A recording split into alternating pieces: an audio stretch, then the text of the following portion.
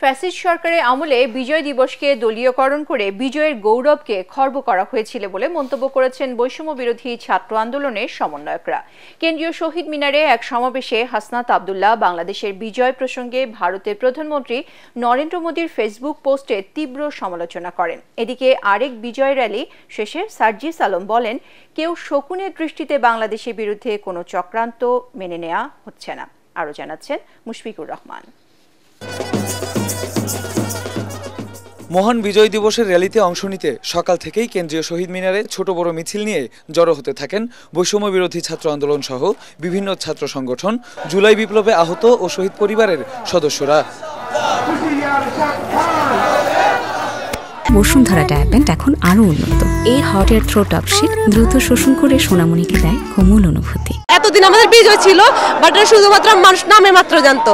এবার যে কষ্টটা করছি আমরা, মানে নিজে আন্দোলন করে, এটা মানে আমাদের কাছে একটু অন্যরকম বিজয়টা। এই বিজয়কে আমরা নতুন ভাবে দেখছি, নতুন ভাবে বলতে এই যে সকলে জনগণ, আমরা তরুণ প্রজন্মের যে অংশগ্রহণ, এটা নিশ্চিত হচ্ছে। এবার একদম উন্মুক্ত পরিবেশে নিজের মতো করে আসতে পারছি এবং নিজের মতো করে উচ্চারণ করতে পারতেছি। আমরা চাই এমন একটা রাষ্ট্র অবকাঠামো যেখানে নতুন একটা রাজনৈতিক বন্দোবস্ত করা হবে, যেখানে আমার ভাই আমাকে স্বার্থের জন্য, ক্ষমতার জন্য আমাকে হত্যা করবে না। এ সময় বাংলাদেশের বিজয় প্রসঙ্গে ভারতের প্রধানমন্ত্রী নরেন্দ্র মোদীর ফেসবুক পোস্ট নিয়ে তীব্র সমালোচনা করেন হাসনাত আব্দুল্লাহ।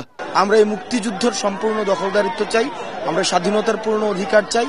কোনো বহিঃশক্তির কোনো আক্রমণ, অখণ্ডতার প্রতি হুমকি নিয়ে বাংলাদেশ আর থাকবে না। বাংলাদেশ নিজের ভূখণ্ডে একটা কমিউনিটি হয়ে উঠবে। যেই তারুণ্যের হাত ধরে নতুন বাংলাদেশের দিগন্ত উন্মোচিত হয়েছে, সেই তারুণ্যের বিজয় উদযাপন যেন অন্য যে কোনো সময়ের চাইতে একটু বেশি উন্মাদনার। তাদের দাবি, যেই চেতনা নিয়ে, যে চেতনাকে বুকে লালন করে স্বৈরাচারী শাসকের পতন ঘটিয়েছিলেন, সেই চেতনাকে বুকে ধারণ করে যাতে নতুন বাংলাদেশ বিনির্মাণ করা হয়। বিকেলে বিজয় দিবসের বর্ণাঢ্য র্যালি বের করে জাতীয় নাগরিক কমিটি। এতে দলটির মুখ্য সংগঠক সার্জিস আলম বলেন, বাংলাদেশের বিজয়কে ভারতের বিজয় হিসেবে দেখাতে চাইলে এদেশের জনগণ দিল্লিকে উৎখাত করবে।